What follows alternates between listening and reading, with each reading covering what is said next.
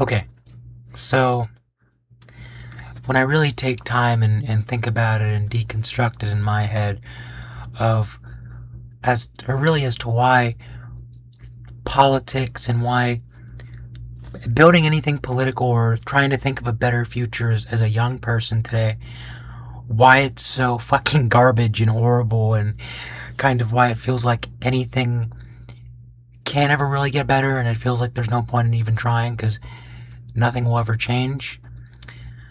I can really harken back to my own district and where I live, which is District 41. So, first, some context to explain the whole title and thumbnail of the video of a microcosm of why politics and things never get materially better for the working class could be explained by my district, right? Like I said, for background, my representative is a Mr. Ken Calvert, right? And we had up during the most recent midterm, we had Young Kim, and we also had Esther Varet and Joe Kent, who was a little, not to be a dick, but a little irrelevant during this race, right? So you mainly had those three, which were running for office, right? Who had the best chances to run for office. And so the goal of today's video is to try to explain, using my own personal district, as to why politics and seemingly things can never get better for the working class today. So that's the goal of today's video. So without further ado, are we gonna roll the okay, roll the transition right about now. Oh bella ciao, ciao, ciao, stamattina mi sono alzato. Okay, so back from the transition. So, for example, starting with Ken Calvert, right? Typical do nothing bullshit, small government, fucking libertarian type Republican, right? Like, run of the mill, standard MAGA Republican, right? He voted yes on the big beautiful bill, talking this whole fucking bullshit about how it's going to provide historic relief for Americans and for the middle class. Meanwhile, it cuts, pediatric cancer research and Meals on Wheels and health care for some of the poorest Americans in his county, that are his constituents. But that's besides the point. The reason why I'm focusing on Ken Calvert in my county more so is that voters today, when you're given either liberalism or fascism to vote for, right? For a fucking guy who's been in office longer than I've been fucking alive, right? What do you expect the American populace to do at that point, right?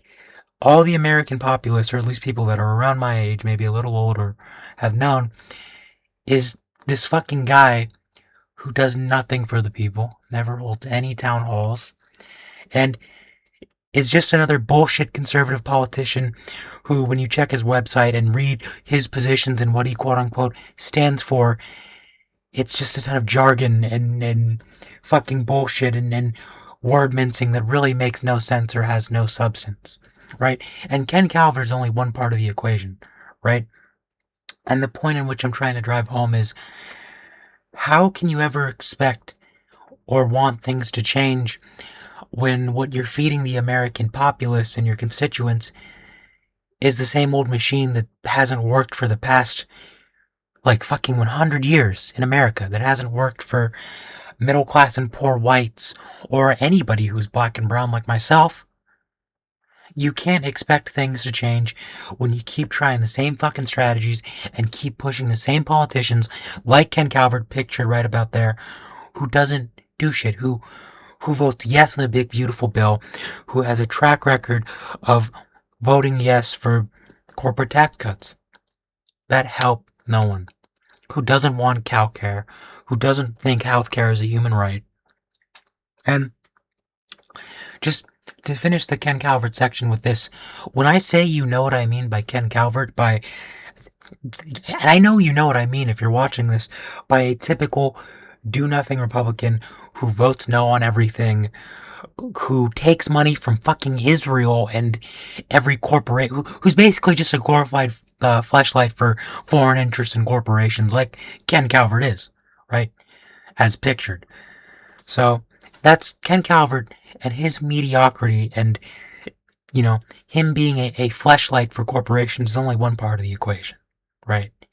He's only one part of why politics globally is so fucked. And you can take the Ken Calvert of it all and apply it to any state, to any country, and to any party, even the quote-unquote opposition party, such as the Democrats and our quote-unquote progressive mom challenger that we're focusing on next, which is Esther Varet. And I think she's arguably even worse and more destructive than Ken Calvert is. And I'll explain why. But I think when you look at Esther Varet, and mind you, I've met this woman at a protest in No Kings in Menifee, right? At No Kings 3. And she was really nice to me. And I had a good conversation with her, a couple minute long interaction. And she talked about how healthcare is a human right, how she wants to build solidarity within the working class. And I was actually excited at the time to sign up, and I added my name to her emailing list about how to canvass and how to go be an intern for the campaign. And I was like, dope. Finally, instead of having that fucking troglodyte Ken Calvert, we're gonna finally get some new, diverse young blood, right? We're finally gonna get somebody new, right? And I was so fucking pumped. And it's not even in my district, but this happens globally with politicians, right? And that's why it's a microcosm of why global politics are fucked up, even within my own local district, right, in California, right?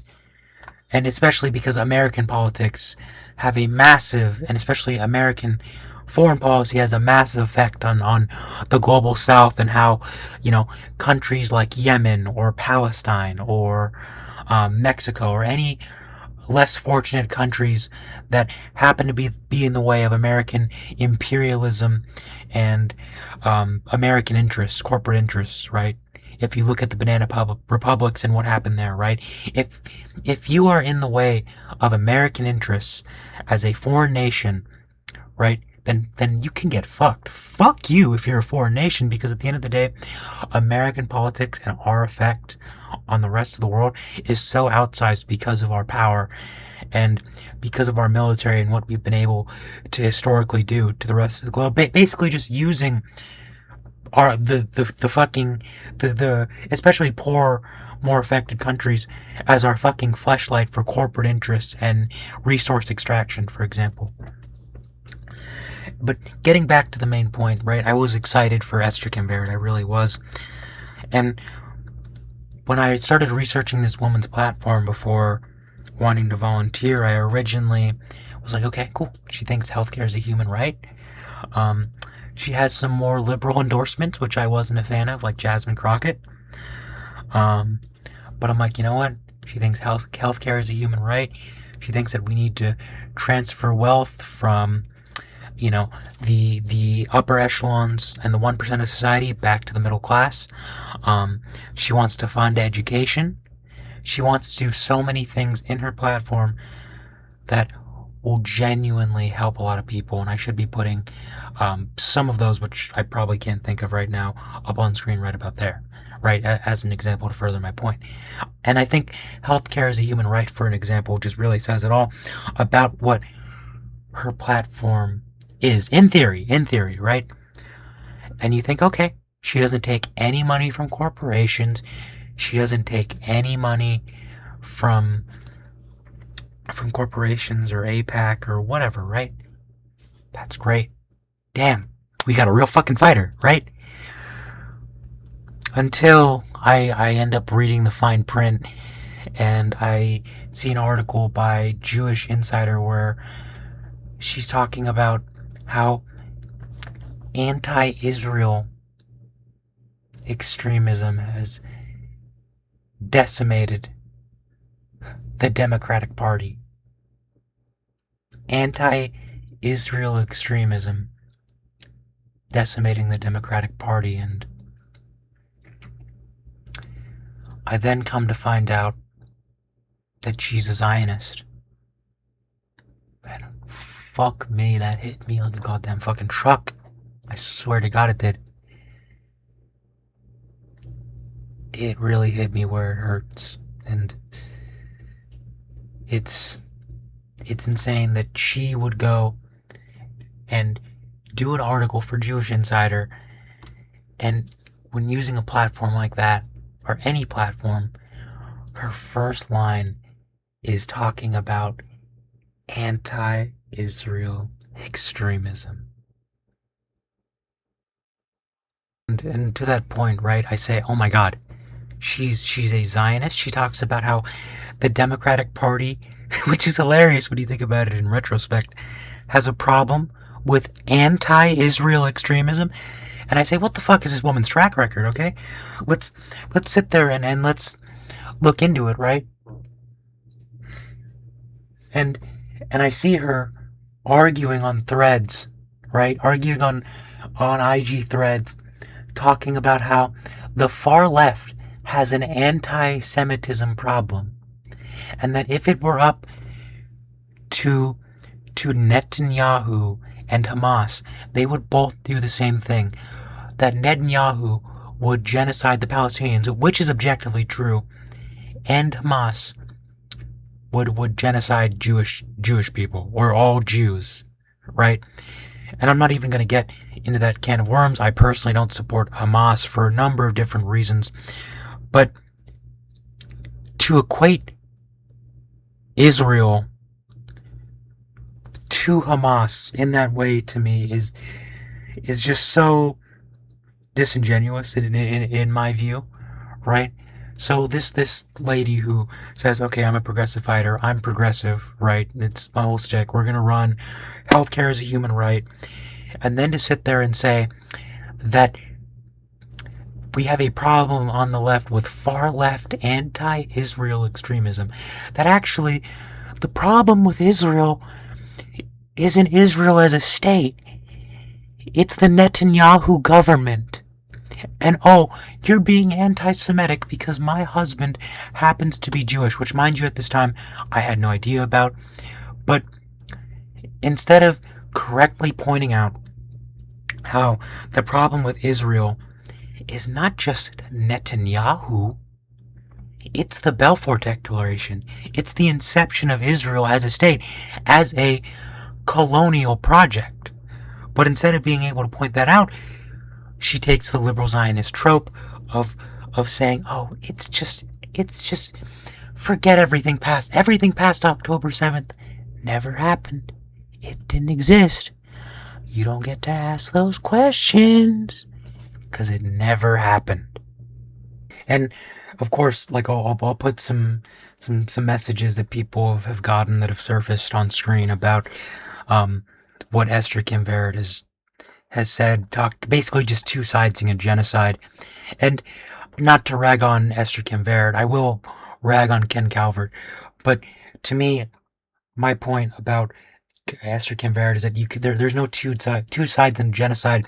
And while LARPing is being progressive and talking about healthcare being a human right, when you look at the actual reality of what she supports the nation state of Israel.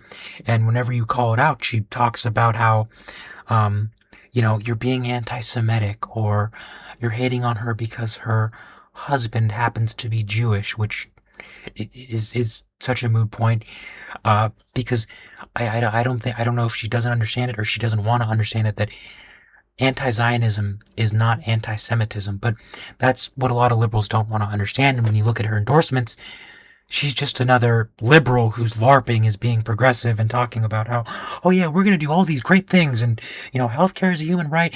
We're gonna build power for the working class, and then in DMs with people talking about how she doesn't identify as a socialist. When, for example, healthcare is a human right is objectively socialist, right? But she doesn't identify as a socialist, but to me, hearkening back to the final point of this video and how I'm trying to connect these points together, is that when you give people, working class people, a candidate, right, who does not pass one of the most basic morality / litmus tests of our times when it comes to the genocide in Gaza, right? Who thinks that it's a Netanyahu government issue and refuses to call it a genocide, to my knowledge, right? How can you blame voters for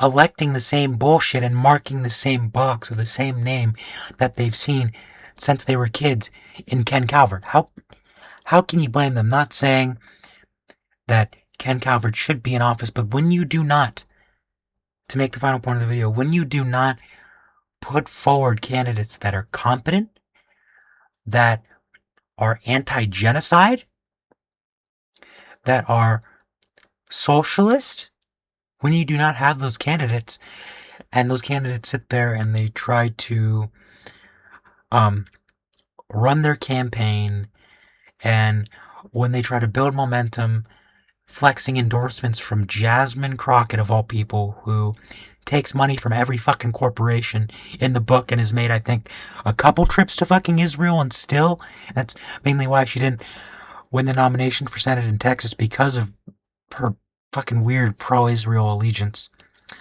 Which I don't even want to get into, but when you flex endorsements from people like that, and then you wonder why you don't win, it's not the fault of the voters, it's the fault of the politicians and the machine and the Democrats for not putting forward a candidate that is competent and that has basic morality to want a singular, secular Palestinian state in which all people can live in harmony, excluding Zionists. Because Zionism, in my view, is equitable to that of Nazism. And so, to finish here, I will never blame voters globally for not voting or not showing out when you do not put candidates forward that are competent and have their eye on the ball of getting a better future for all people globally and for the working class, and taking power back from the fucking techno-fascists like Thiel and Musk and all of the oligarchs globally, right? So to me, my district, District 41, as I've hopefully illustrated here, is a major example of why politics globally is so fucked. Because instead of pushing back against the same piece of shit gross Republicans or gross right-wing party, we just continue, over and over, to do the same bullshit, both-sidesing liberalism that has not worked and will never work. So, ladies and gentlemen, that to me is why, or a microcosm of why global politics are so fucked up today.